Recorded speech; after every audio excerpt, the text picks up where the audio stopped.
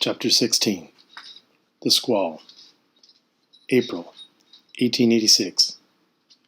Under full sail, the Gertrude Theismann was far out in the Atlantic, roughly 250 miles off Trinidad and Tobago, at the tip of South America, when the weather turned ugly. In early afternoon, heavy, sooty clouds filled with electricity swept in from the east, and claps of thunder echoed in the distance. Timothy didn't need to be told that a storm was approaching. After 10 days of fair winds and gentle seas, he could see it and smell it. The air had suddenly freshened and chilled. The taut halyards and shrouds had begun to vibrate and sing. He felt a throb of excitement. He'd never been at sea in a storm. Luther yelled, "Clear the topsail!" Stow anything loose that might slide or whip around. Check lashings. Loose gear could mean broken legs or worse. Timothy stowed his holystone, the soft sandstone block he'd been grinding over the wooden block several hours a day for a week, and then joined Horace Simpson. They tightened the straps on a couple of empty barrels used to catch rainwater. Then a cold edge wind began to shriek, and Mr. Tanner shouted orders to furl the royals, crojack, and flying jib. Lower and gather them in. Timothy's heart beat faster. The flying jib and crojack, the fore and aft lower sails, could be easily furled. The royals meant going high up in the mast. Timothy eyed them. Those rectangles of canvas bellied out 3/4 the way up. He eyed the ratlines. Fear came back in a hot rush, shortening his breath. As rain attacked in bursts, squalls sea mounting, Timothy hesitated and Luther singled him out. "Lay aloft and furl!" His eyes matched the lightning, full of meanness. This time the climb wasn't to test courage. This time there'd be no cowardly moment in which to cling to the ratlines, give way to the heights or to the roar of the storm, plead silently for help. Horace shouted, "Climb ahead of me!" and shoved Timothy to join Luther and the others running across the slick deck toward the foremast.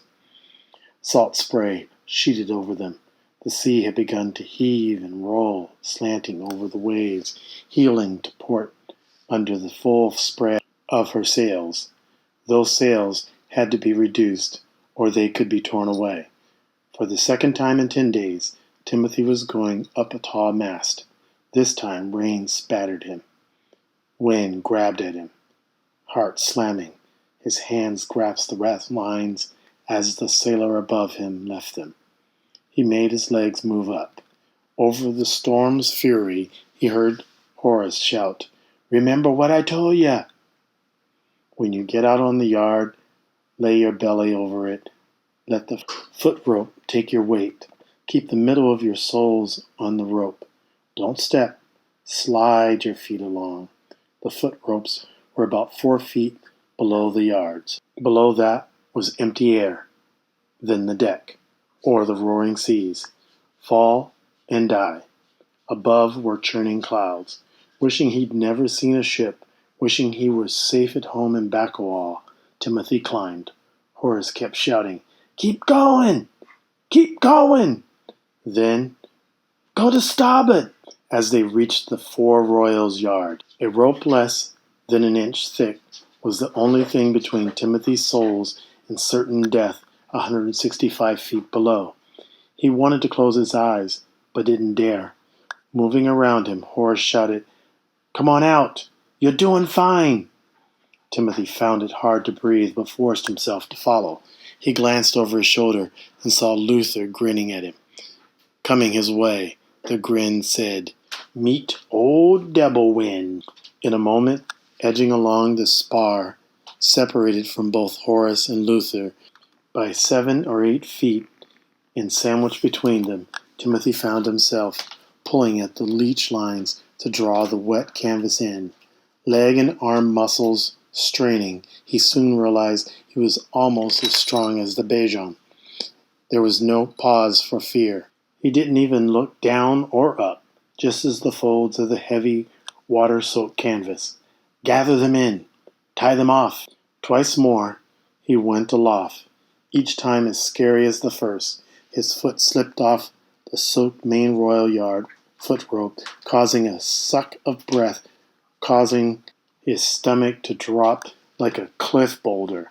But his belly was firmly across the spar, as Luther had instructed, and his hands firmly clutched sail. A few seconds later he regained footing and kept pulling. After the sails had been furled, he collapsed on his hands and knees on deck near the mizzenmast as if he was praying, his whole body trembling. Though the squall wind had lessened, rain was still pelting down. A moment later he raised his head and saw brown feet in front of him. He looked upward into the bleak face of Luther Oyston. "Lay aloft," said Luther. "Check the ties on the main royal." It was unnecessary, everyone knew. Those ties would hold even if the wind blew for 3 days, for 3 weeks. Timothy glanced at Horace, who was standing nearby. Horace was staring at the Bajan and seemed ready to speak, even to fight him. But an order was an order. Horace finally looked back at Timothy and murmured, "Do it. Don't cross the bosun. Show him.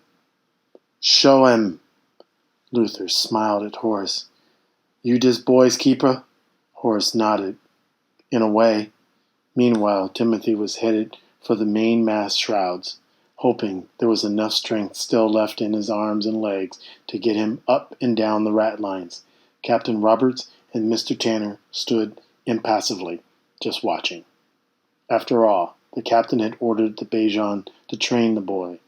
When Timothy finally returned to the deck, exhausted, he hated Luther Oyston as much as he feared him. But Horace said quietly, "You won." He could climb and sail with the best of them, though he was only 14.